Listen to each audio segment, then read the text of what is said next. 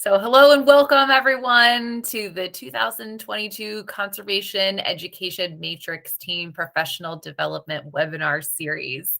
It's our very first session of 2022 and we're really excited to have you join in.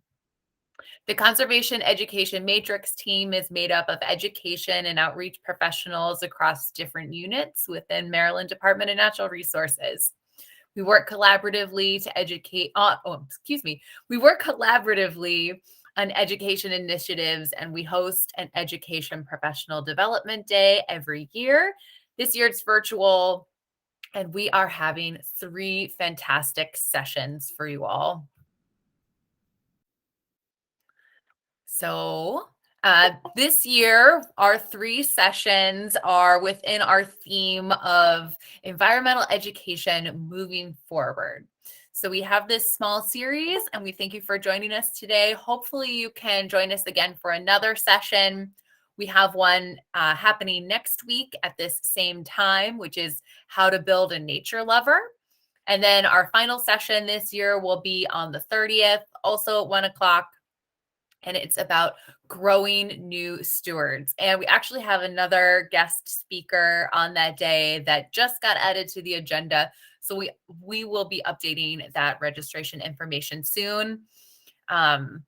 Obviously, you all got here today, so you had the link at some point in time. If I could ask Letha or Amy to drop the link into the chat, if anybody else wants quick access to register for another session, then that will be accessible to you. Just a quick reminder, as we're getting started, not everyone is familiar with Google Meets. There are a lot of digital virtual platforms these days that we've been using. So just to get you oriented, in the bottom of your screen, you should see the microphone and video icons. During the presentation, we ask that you please keep yourself muted to prevent any background noise. We all have it, neighbors, kids, pets, chair creaks, whatever it might be. It just helps to keep us all a little more focused. You're welcome to keep your camera on. And I know that as a presenter, that's really helpful because it does give you some faces that you're talking to. It's a little bit awkward to just present to a blank computer screen. But if you're having bandwidth issues, it is helpful to turn off your camera. So myself, I have very poor Wi-Fi connection. I usually have to turn my camera off, but I did want to say hello to everyone as we were getting started. As I mentioned, today's presentation is being recorded, and if you wish to not be part of the recording, please do turn your camera off. You'll also see at the center of your screen at the bottom, there is a closed captions button, a raise hand button, and 3 vertical dots, which you can use to change your format for optimum viewing. If you need to use the closed captions at any time, please feel free to turn them on. I do have zero control over how Google is translating our words and transcribing them. So please be mindful of that as well. And then finally, on the lower right of your screen, you should see the chat button. Please use the chat to ask questions along the way. I will be your moderator. My name is Tristan Sell. My pronouns are she, her, and I am part of the Education Conservation Matrix team in the Chesapeake and Coastal Service Unit. We also have Letha Grimes, who will be monitoring the chat, and Amy Hamilton, who will be here for our IT support. If you have any questions, you can please reach out to me, or if you're having technical issues, Amy is available via email. And maybe, Amy, if you could pop your email into the chat for anyone who needs to contact you, that would be great. Thanks. And then finally today, I am so pleased to introduce Ann Harrison-Strang, who is the Acting State Forester for the Maryland Department of Natural Resources Forest Service. Ann hails from Easton, Maryland, and has worked for the Maryland Forest Service since 1997 on watershed forestry and sustainability. She has a PhD in forest hydrology from Oregon State University, a master's in forest soils from the University of Minnesota, and a Bachelor of Science in Forest Management from Virginia Tech. Today's topic is 5 million trees, please. Maryland's new 5 million trees program. And without further ado, I will pass the presentation over to Anne. I hope you all have a great time. Thanks, Tristan. I am so glad that you reached out and invited me, and it's wonderful to see the interest. So I'm, really looking for some feedback at the end of the presentation to see what opportunities we might be as we're building this program. I'm going to go ahead and share my screen.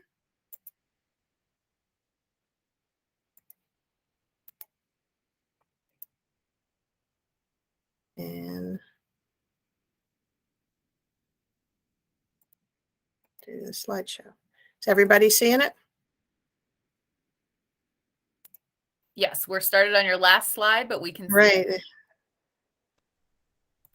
So I am doing this in Google Slides, which I think I'm doing that for the first time rather than a PowerPoint. So please give me any technical pointers on that. So we were given the opportunity last year by the legislature to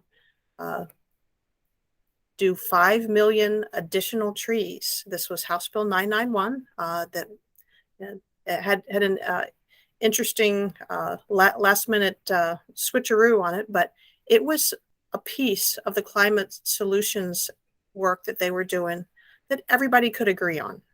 And so they passed that portion of it last year and set up this program to be starting this coming July. So what's it called for? We're looking to add an additional 5 million trees between now and 2031.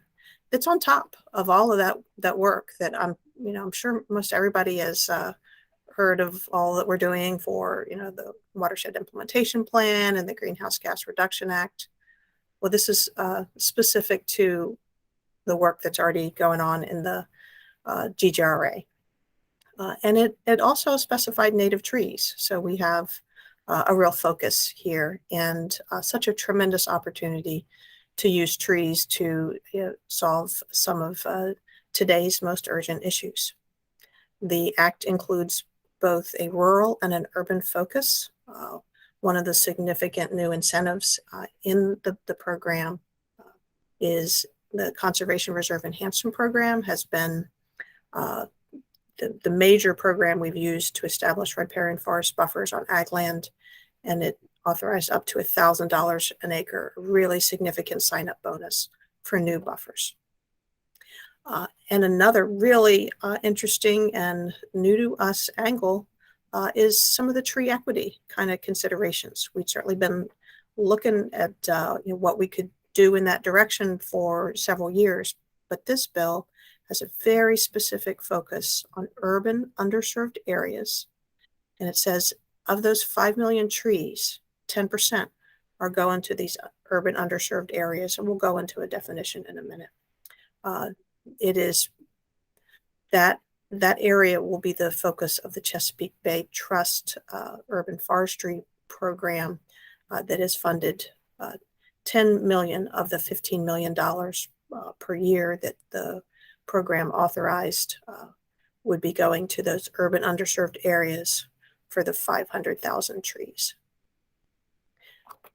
So what were they defining as an underserved area? They said it's got to be in a census designated urban area with another qualifying factor, whether if it was redlined anytime in the past, regardless of what the condition is now, or deemed hazardous by the Homeowners Loan Corporation, it qualifies. If it's in these urban districts and is above average unemployment, or the median household income is below 75% of the state median, or if it's a Department of Housing and Community Development housing project.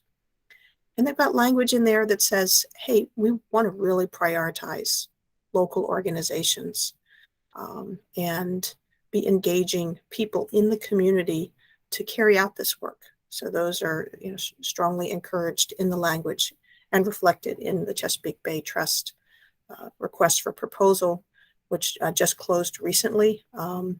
They were very excited to share to Chesapeake Bay Trust of their request for proposal of $10 million. They got in requests for over $14 million. So tremendous interest in their program. One of the things I wanted to make sure people were aware of is that we are developing an official state map that we can move into, hopefully on the IMAP server, so it's accessible for everybody in that kind of official capacity. I'm not going to pull it up here, but that link we can go into later if people want to look at the map. And we're also working on setting up tracking systems so that we can really capture all of the public and private planting and make sure we're not double counting. And these are the additional tree planting that we will be doing. Even though it's additional to the other tree goals in terms of how we account for it, it will also help us meet the still large goals for additional greenhouse gas reductions and watershed restoration. So if you're thinking about, okay, for some of the groups I work with, what is it going to cover? So it covers site preparation, labor, planting materials. It covers maintenance. So people have gotten the message that maintenance is really, really important to survival and success of trees in today's landscape. And it can also cover the landowner incentives or signing bonuses like that CREP incentive. We've touched on some of the roles here, but this is just a slide to sort of lay out who's doing what. So Maryland Department of the Environment has a 5 Million Trees Program Coordinator called for, not hired yet, that will be the lead for tracking and really coordinating with the accounting for the watershed implementation plan and total maximum daily load on the water side and the Greenhouse Gas Reduction Act on the air side. And they staff the Commission for the Innovation and Advancement of Carbon Markets and Sustainable Tree Plantings. DNR is providing the majority of the implementation staff. We're supposed to get 13 contractor positions that will help with all of the things that you see on the other side of the screen, the technical assistance, the planning and coordination that includes management, maintenance, invasive vine control. We can work on public or private land, agriculture, urban, all across the board. And we are working with Chesapeake and Coastal Services through trust fund funding that's authorized through the grant. We talked a little bit about the Chesapeake Bay Trust and them being the conduit for grants to organizations, and Maryland Department of Agriculture coordinates those signing bonuses. So a little bit more about what we've been doing at DNR. We're standing up our staffing and training.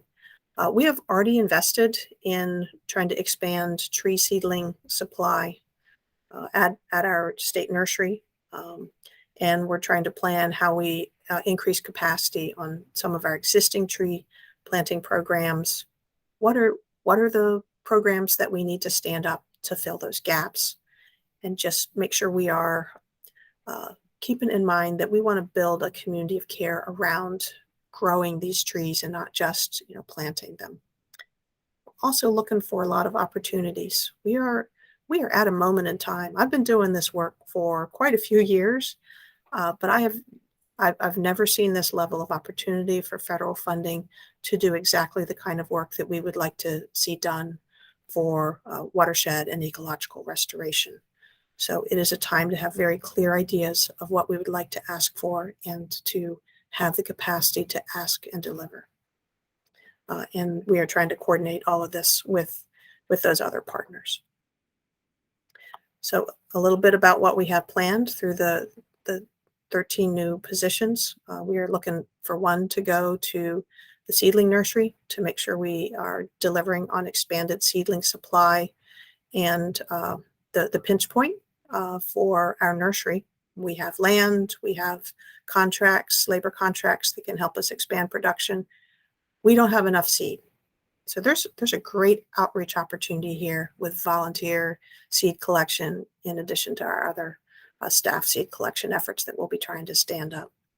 And then we will have 12 tree planting specialists throughout the state, just in our county offices, and they will cover both the urban and rural programming, and can do outreach and planning.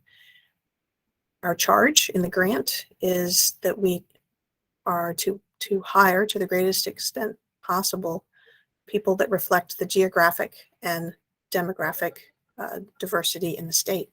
So we've started reaching out with just a flyer advertising, just that these positions are coming, and making sure that if people are interested in this, they're able to let us know. And then when those state positions post, we can make sure they know when they're posted for that 2-week window of time. And we really want to reach out through any partners. So Tristan, I can send you the flyer, and you're free to distribute that to the group. If there are organizations that you think would want to provide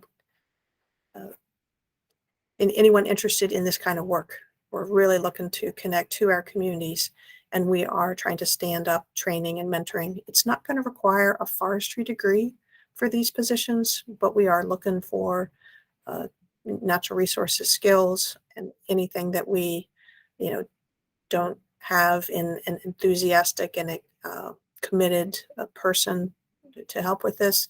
We're going to be having a good training program, and we're looking to start them this summer. Tristan, is there anything in the chat? I'm not.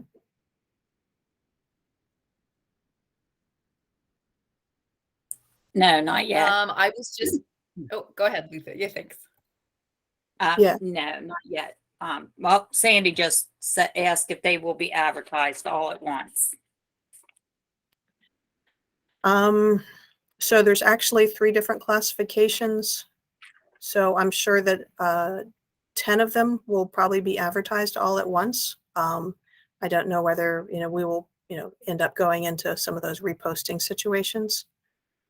But so they don't necessarily have to be all at once, but because we're still working with HR on the specifics on that. Does that answer the question? Okay. Thank you. All right. So I wanted to spend a little bit of time making sure people were aware of some of what our existing programs are. I suspect that most of you have used some of these, but I just wanted to go over just our spectrum of opportunity here. That is part of what we want to be able to expand as we engage interests. We're really looking for this to really catalyze interest, both for new programs that we might stand up, but also in our existing ones. So we've got everything from Marylanders Plant Trees. That's great for a landowner that might just want a tree. They can get $25 off a native tree that's $50 or more at a local participating nursery. So it's good for local business, and it's good for getting native trees in the ground. And then those get tracked through those coupons. Tremendous is for those public lands, and basically passing on the cost savings of bulk purchasing for public land plantings.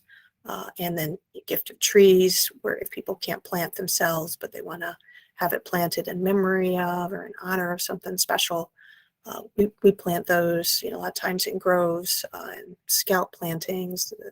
It's a great funding source for that kind of thing. The lawn to woodland program is for rural residential. We're looking at turnkey plantings there with 2 years of care. That's kind of the model that we're looking at as being most successful right now. is, our theme here is make it easy to plant a tree. And we have the backyard buffer programs that are out there right now. And some of them sold out really quickly this year, which I thought was pretty exciting and shows the capacity to expand that if we can get support for the sorting and bagging and outreach and distribution. Because even with more new staff, we're going to need more partners to support the backyard buffer programs. They're just seedlings. You can see a bag over there, and people get what species they are, and they get to figure out where they plant them. And it's supposed to go in for landowners who have some water or a ditch or something, by their yard. But it's really a no strings attached kind of program. And then we send a postcard or email later saying, hey, how did they survive? So that we get some sense of what might be appropriate to count towards some of these other programs. And then we have some expanded funding for Maryland and Urban Community Forestry Committee has not only some of the existing funding that we had, a pretty modest level of funding. It was a tree planting opportunity, but there's expanded funding in certain watersheds from the State Highway Administration. So there's a lot more opportunity there than there has been in the past. So we're really excited about that. And on the rural side, we mentioned the Conservation Reserve Enhancement Program, or CREP, that's been a real mainstay for our forest buffers, and Healthy Forest, Healthy Waters, that built off the model of lawn to woodland with that turnkey planting that, a landowner doesn't have to have a lot of expertise and gets the maintenance taken care of for those first 2 years.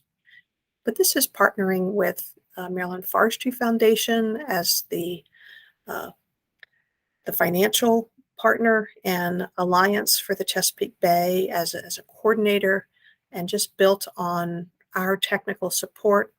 But we don't have to coordinate every aspect of the planting. We're there as that we provide the technical information, get them set up with the kind of trees that'll work and meet the landowner's goals. And then we get some help through that. And that's a successful grant through the Chesapeake and Coastal Bays Trust Fund. Is there a question? No, not right now. Okay, I heard a bing. There's some other federal programs. I won't go into, Woodland Incentive Program is a state program, and then we have other programs that we can use for tree planting, but are generally not as generous as some of the CREP or Healthy Forests, Healthy Waters. But they are available as options where those other programs are not a fit. And then we also want to not forget that some people just buy trees and go out and plant them. I know I do in on some of my properties. So, and seedlings are really inexpensive. So I've gotten some, good variety for not a lot of money and planted them in my yard. So what are we thinking about for some of the new programs? These are still in development. So what I'm going to share with you is sort of what we're thinking about. There is some money that came that was authorized through House Bill 991, and they did put a couple strings in that. One of them is that the money that goes through this portion of the bill through DNR is to plant trees not intended for timber harvest. No, I mean, as a state forestry agency, we know that one of our best carbon bumps is forest management that ends up with the durable wood products and products that displace other more carbon intensive goods. But that's not the point of the bill here. So what we're doing here is we're counting additional trees, and we're not looking at counting some of all the work that we do in terms of part of replacing that trees in that life cycle of keeping healthy forests on the landscape and generating the local economy and meeting people's needs. We're just focusing on plantings that are really being planted for the environmental services and aesthetics and shade. And if for this money, if it's on private land, it requires a binding legal agreement to maintain the land and tree cover for 15 years. We don't have specifics on what that might look like. There are agreements with some of those other programs that can be fairly simple, but we're going to try and get some feedback on what will work for this program. So what's our theme? Make it easy to plant a tree. We're looking to stand up kind of an umbrella program that will allow landowners to access funding fairly quickly and not have to wait necessarily a year for a funding decision, that limits what they have to put out up front. Some of our programs are not used because they're a reimbursement program. And some of our folks who might most need the trees can't afford to put out the money up front. It becomes an equity issue. And we're looking to, expand beyond maybe those initial 2 years of provided maintenance in the turnkey model, maybe an additional year, and maybe also help from contracted or volunteer tree care beyond that. We're also looking at the possibility of a landscaping voucher, kind of a flat fee coupon that might help landowners have even more flexibility if they want to put some of their own funds into some of these tree plantings and not just have what the state model is. So what I'd love for feedback on at the end here is, what do you see as opportunities? We're pursuing some opportunities that have been presented to us over the years. One of them is just urban heat island, and there's some great research out there on how we can plan some of those tree plantings to optimize shade and cooling for communities. It's going to be a real need, and that there will be a portion of the program that can help do that even outside of those urban underserved areas that are eligible for the Bay Trust grants. There's a lot of opportunities to address declining species. We're looking at some of our brook trout priority watershed, trees for trout kind of program, maybe woods for wildlife, for some of our other types of species that might need different patterns of tree planting. Really trying to build a habitat mosaic on some of our rural lands. And we're also looking for what are the tree planting opportunities on conserved lands, whether it's public parks or schoolyards, other educational facilities, and private easements, whether they've been bought or donated.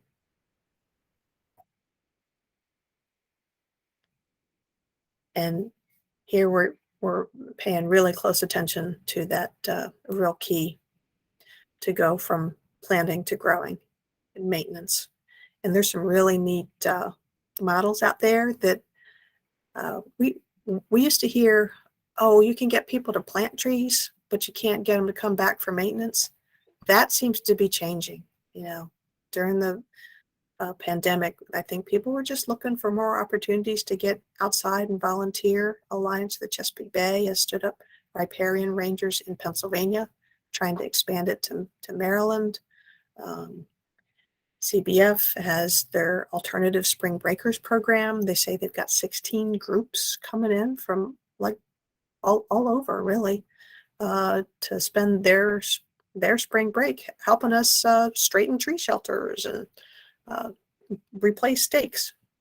And then there's things like the Casey Trees model of volunteer waterers for your community trees. And so they have weekly alerts of whether it's time to water or not.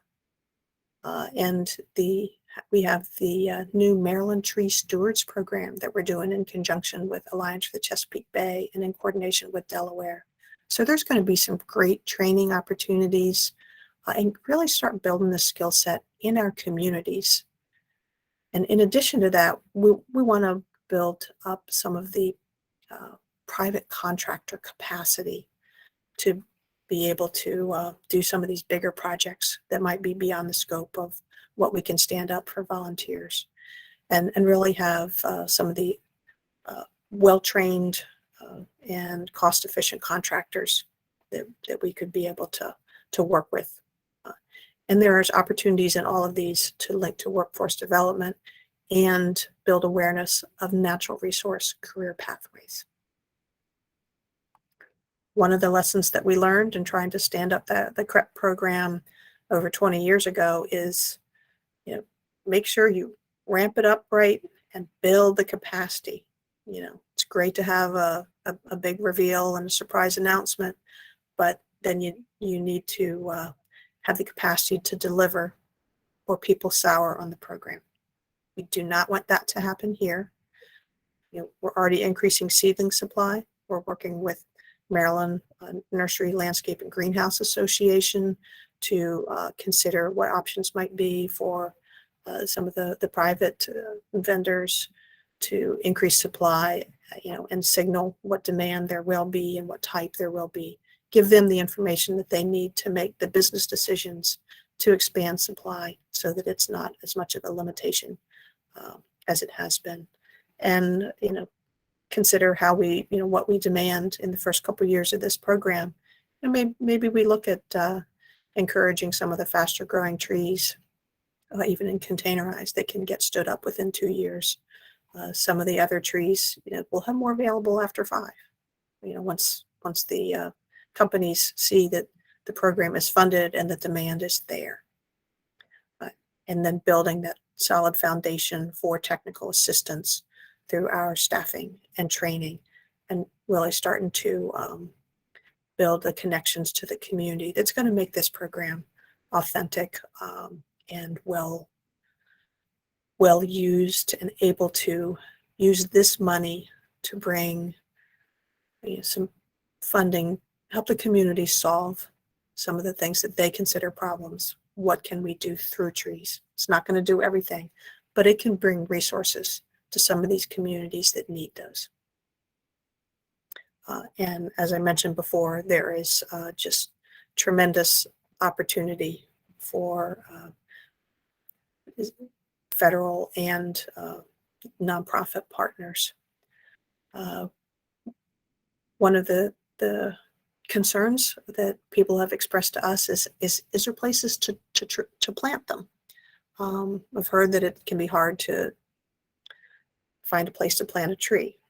We did a whole GIS analysis for tree planting opportunity. Won't go into detail here. Just know that we tried to respect some of the other things that we're trying to do on the land. Not necessarily plant up all our prime farmland. There's grassland bird habitat areas. Took those into consideration, and just not right next to structures where there might be damaging that. We're at about 40% forest cover, 50% tree canopy cover. There's a lot of places in the state to plant a tree, but most of them might not be practical to plant a tree. So it's not that there's not opportunity. You just got to really drill down to say, on what site do people want the trees there? We like to say that the best place to plant a tree is where somebody wants one. We're looking at probably somewhere between 12 and 20,000 acres of land that would be able to grow 5 million additional trees. What it comes down to for us is we're going to be standing up all of those different elements that we're looking to deliver this program with, but it comes down to landowner interest. So how do we do that in a way that gives us more rapid progress than, we have some good programs out there, we have good technical assistance out there. How do you accelerate this? So we're looking for any help that we can get in making community-based outreach connections, help people understand that there's good outcomes for human health as well as ecosystem health, cooling, more livable communities. And we really need all the partners on place. This is just a graphic to sort of, say, hey, there is potential tree planting opportunity out there. It's not that there's not area. It all comes down to landowner interest and making those connections. So I'm going to end with just looking at the partnerships opportunities are just amazing here. So Healthy Forests, Healthy Waters is one of the models that we'll try to expand, and that was in partners with Maryland Forestry Foundation and Alliance for the Chesapeake Bay. Trout Unlimited we're already working with them in a lot of ways to reach out for forest buffer. We want to stand up a program that's going to make them, make it easy so that we don't have to, build a village every time we want to plant a buffer, that we can make the funding easier for the partnerships that are being developed. And so that's what I had to present today. So are there questions on that? Yeah, we do have one question in the chat. It Mhm. comes from Sarah. Yep. She asked, can the funding be used to help remove impervious surfaces or the impervious surface to add an urban canopy? So that would be considered under site prep for, like for the urban, the funding, the amount is going to be, what, if they've got $10 million worth of, ish to grant and 14 million in applications, it just comes down to a cost issue. So, so can it be used? Yeah. If it's the thing that makes a difference for a plantable site, then you propose it and just make sure that you build those connections to why this is the right investment at this site. How is the community involved? How does it transform it from a, non-functional tree planting area to a functional area? Or you look for partners, can, is there local government assistance? Is there, a corporate partner that might, have a community connection that might be willing to do some impervious surface removal or stump grind? So those are the kind of things, but I would not be afraid to ask. Okay. Let's see. Okay. Can you see the chat now? Yeah, I stopped sharing, so now I can see. Yeah. Okay. Yeah. So, and Michelle, thank you for that job link. We will try and take advantage of that. And only we have native trees. Jason up next. Mm-hmm. So it seems like the palette of small statured native trees for underwire plantings will be extremely limited in urban areas and restrict ability to plant. Yeah, to some extent it will. So this is one of the questions that came up with Chesapeake Bay Trust. The legislation was pretty clear that they're looking for native. In most of Maryland DNR Forest Service programs, we include native cultivars. So it's not just straight species that you were expecting to be included here, but it certainly limits the palette that would be funded through this program. And keep in mind, there's nothing that would would prohibit you from using other funding to augment some of the natives with some other species. It's just that this funding is going to be limited to the native trees. And I also wanted to share that the natives are, a good investment if we're really trying to build that whole cycle in nature. The native species support our native insects, which support our native birds, and so on, in a way that many of the non-natives do not do as successfully. Is there any? Is that an answer to the question, or is there other elements to that?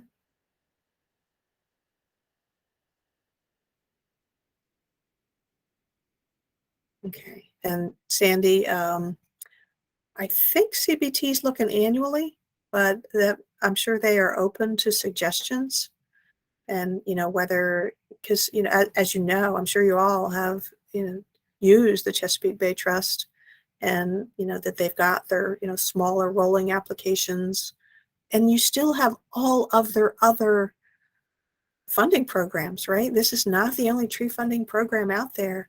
So you still have access to all of the rest of that great Chesapeake Bay Trust funding. So I see Anthony on the call. And while we have a little bit of time here, he's done some great work on standing up the website. Did you want to take a minute and talk about that, Anthony? I know I'm putting you on the spot. We did not prepare this, so please share as you will. Sure. Yeah, well, thank you, and great presentation. We are working with a group of folks statewide and private partnerships as well, public partnerships, to put up some information on all the state websites to promote this program. So each agency will have a page promoting their specific programs and their goals and what they're trying to achieve.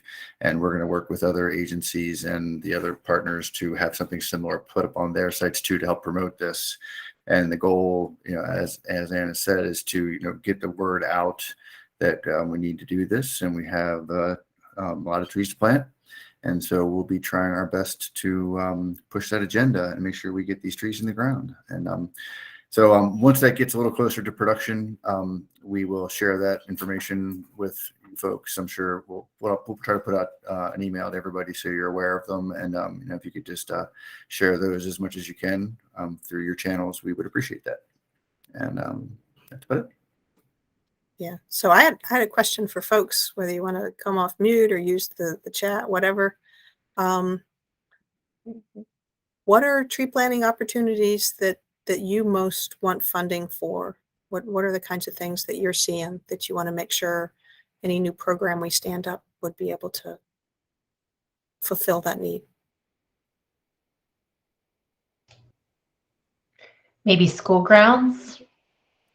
So what's a good way to deliver? Is it just like, hey, show up with trees, don't require a lot of applications, don't make them handle the money, just have them sign up for stuff that will show up? Probably, but it's also convincing school facilities that they should accept them, right? I heard you on yeah. The best place to plan is where it's wanted, but it definitely aligns with what we're talking about, creating better outdoor spaces for schools at the same time. Do you think the schools want an opportunity to really engage in the design? Is that something? Okay. Mm-hmm. So some of these will be in places where they'll be eligible for the CBT, but some of them will not. But we certainly have in mind, trying to have something that would be accessible to schools, whether it be, something like, what Chesapeake Bay Trust already has, or I don't know. That's what I'm trying to figure out, and I'd love input on what you think might work as to reduce the barriers to teachers and grounds folks being willing to do this. There is enough, having recently ushered 2 children through the public school process, there's enough barriers to, even getting them to walk outdoors. When I had to sign the permission slip for my kid to walk from the middle school to the elementary school that are sitting next door to each other on the same campus, I was like, oh, wait a minute. What's going on here? Yeah, it's definitely a treat working with the public schools. And this is Michelle here. My son just entered sort of public schools in Anne Arundel County, and the learning curves, it's a big learning curve. But just having simple conversations with the PTO generally that I work for the department, and looking at the school grounds that has, of course, naturally been neglected for 2 years. We've all been dealing with COVID. That was, I learned on their project to-do list. I just sort of started having some conversation, but there seemed to be an education opportunity about these programs that are available that they can take advantage of, either to be connected with education about native species or the plants themselves, or possibly a landscape designer. So I think part of this is having conversations within the community and letting them know that this opportunity is there. So I'm wondering if the landscape voucher kind of thing might, I think that's to help like expedite the process. Anything that you can do to remove some of the red tape and make the application process smoother for them and allow them to help control what's going on with it. You know, their school, their community, they live there, they know it. Would definitely help. To me, that's what equity looks like. It's like letting them have a voice, making sure that you can be responsive to, you know, what they understand is their own, you know, the needs of the community. Right. What would be an incentive for the grounds folks? Because they're the ones that are going to have to be like mowing around these trees and probably saying some choice words every time they have to. Funding for capacity, you know, seems like everyone seems to be short-staffed nowadays. So that kind of goes with the stewardship side of maintenance for the long term is funding for staff. Yes. I probably can't fund their staff in any meaningful way through these programs, but what we can do is maybe some of the contract thing, like, you know, if they mow, you know, can they sign up for, you know, weed eating once a year or something just to, you know, help address some of the piecework. Tristan? I'm also wondering if maybe a good incentive might be something along the lines of professional development for them, like certification or training, if they're wanting to up their skills in a professional capacity. That ties right in with that, you know, the interest in building capacity within the community to take care of the land. You know, so how do we so Mike Kay, who just Frederick County Forester, who just retired, had stood up a neighborhood green program, which is one of the kinds of things that we're looking at as a model, where they tied access to some of the funding to education. They're like, hey, come to this workshop, and then we'll help you do a plan, or help you with your property. So it led with learning, right? Can we do that everywhere? Do we want to make it a prerequisite of this funding? No, we're going to have to plan anywhere we can get somebody interested in planting a tree, right? But that would be, I would love to have ideas on how we could deliver something like that. We will have, certainly a dozen new people in our projects whose main focus is going to be to deliver this program, right? So we have our existing technical staff, which have a whole lot of different, calls on their time, but we will have some people who, could probably function in ways that we have not functioned in recent years with regards to outreach and education.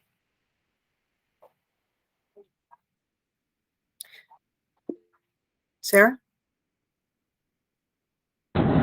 Sorry, I had to find my mute button. I was just thinking another incentive for the school grounds might be like quantity wise. If you say, if you're planting, made up numbers here, 1 to 49 trees, it comes with this handout and this handy dandy video.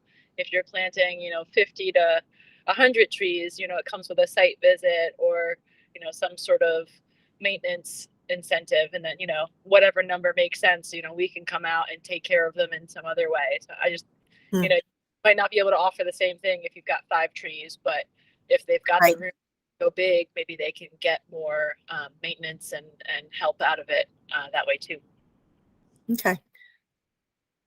All right. Yeah, and some of the maintenance we might be providing for this kind of stuff maybe like only once or twice a year, not like every 2 weeks when they mow, right?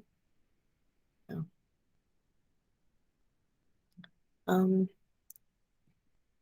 any other questions, ideas, places you'd like to see us plant? And did you see Andres's question about the ideal tree size? Did we get to that? Maybe I missed it. Oh, I think I have not scrolled down here. Okay. So Michelle's got, yeah, so Michelle, I've definitely been talking to John and John Turgeon and John Chapman about how we can, you know, get those, but we will definitely follow up on outreach to the Keep Maryland Beautiful and easement landowners. Yeah.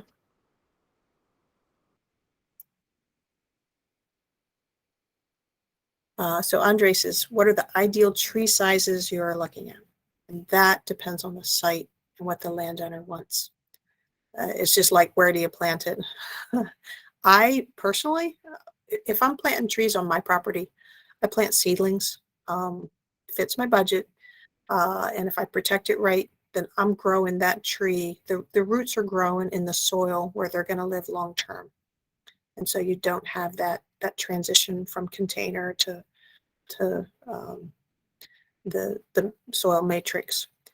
But that said, seedling is not going to be a fit for a lot of these urban sites. It's just going to get trampled or not cared for. And so you're looking for something with more stature. Some of our parks, you might be able to do a mix of some larger planting stock on an edge to really define the edge of a tree planting, and maybe some less expensive, smaller stock behind it. There's a whole lot of different tree stock, just tubulings and trimmed bare root, multiple year bare root that are more durable, but you still don't have the pot bound issue.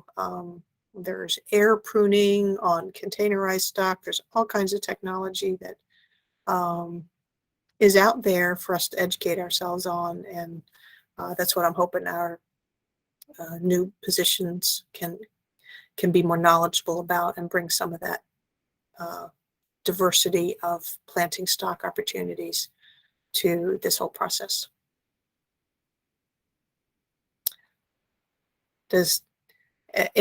Sometimes I also get what are the best tree species for dealing with like climate change and stuff like that.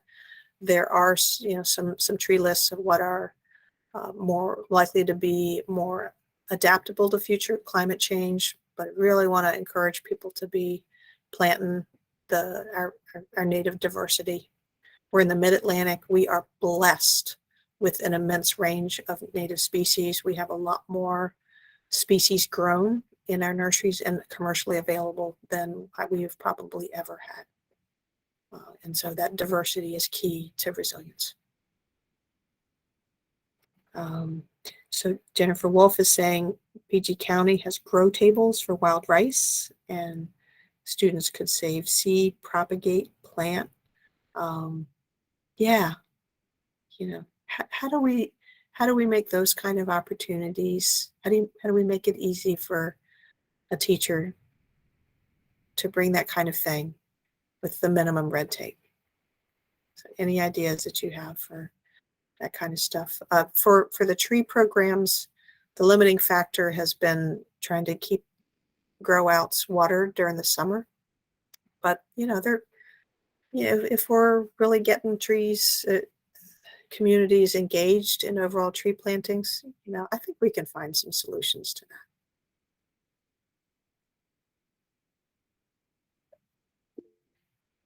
Sarah? Oh, you're still muted. Can you hear me? Yeah, All right, because you sorry, weren't my actually first- muted. Yeah. My first time using these. Uh-huh. I really liked your coordination slide. I think that helped me because it's been a long time since I looked at the bill. Mm-hmm. When you talked about the map, the underserved areas map, you had in parentheses that it's going to be removed. Why is that? Oh, I'm sorry. It's not going.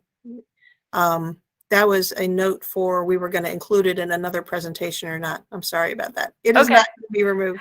We're still working on just getting the final review and work with Kevin Coyne to see what it would take to get it onto IMAP. Okay. So We're just trying to have an official version out there. The Chesapeake Bay Foundation has one out there that should be really substantially similar. They're looking at the same definitions. So is that CBF one the same map that CBT? So many acronyms. Is the foundation map the same one that the trust had in their RFP? Right, because that was the only one available. Okay. So we have been trying to do due diligence on all of the pieces of the definition. And we've gotten feedback on Department of Planning. And so we've just fine-tuned Okay. it a little bit in terms of, some of the idiosyncrasies of the census data that we're counting on for a lot of those definitions. So, when I see Cher is on the call, we're working with her in terms of identifying, are we on point in interpreting some of these things, right? So, Okay. I'm going to follow up with you later because I think the Conservation Finance Act is probably going to pass, and it requires the trust fund to incorporate co-benefits. And one of the things is environmental justice opportunities. So I don't think it's necessarily one and the same, but it would be nice if we had some communication around if the layers are a little bit different. Why? Where are they similar? Where are they different? So I'll follow up with you later. Well, so I didn't really pull up the map, but we have it mapping not only the areas where it's eligible, but also you can stand up those other layers. So if we want to bring an equity consideration into, say, a Trees for Greener Maryland, we can do that. Okay. It can be one of the things that we consider, that maybe we're going to try and fund tree planting everywhere, but we can incentivize some of these areas more highly if we think that that's needed to deliver programming in that area. Sandy? Yeah, I mean, you just kind of sparked something in that conversation of how it all fits together and what the opportunities are. I think a few people might know that University of Maryland launched an environmental justice scorecard. And one of the things that they really hit us on was communicating opportunities and communicating what we're doing. So we have these great internal conversations and all the potential, but we should, just even through the website, but through other ways, really try and actively promote what we're doing and these opportunities. So I know that's what you're asking for, Anne. I'm just, kind of thinking out loud. Let's make sure we All get we it got to out do there. is deliver it, right, Sandy? No Yeah. problem. But I think, making sure that people know it's out there and how to apply is a big thing that they asked us to do. So however we can work together to make that happen. This is the beginning of a conversation, not the end. And I know we're getting close to the end here. So Tristan, back to you for any closeout. Thank you, Anne. That was perfect timing. Thank you so much for joining us today. I learned a lot. I loved the conversation about the different ideas and the suggestions that people had. Thank you all for joining us. Hopefully you learned something as well. And just to let you all know, I will be sending out a PDF of Anne's slides. I'll make sure to go in there and Can you edit remove that removal? That's not a removal. Yeah, sorry. I'll edit that before it gets sent. And also Thank I'll you. send a copy of the recording. So if you want to go back and rewatch something, if you have questions, you can always reach out to me. I don't know, Anne, if you're open to people emailing you if they have other ideas that they come across later on. Right. And keep in mind, Marian Honnessy is our Urban and Community Forestry Program Coordinator. She'll be supervising the urban side. Dan Ryder is our Stewardship and Utilization Coordinator. He will be supervising on the rural side. But we're really excited to get some people who just want to help communities plant trees, and we will train, some of the finer techniques. Fantastic. Thank you so much. And thank you, everyone. I hope to see you either next week or the week after. Have a great day. Thank you.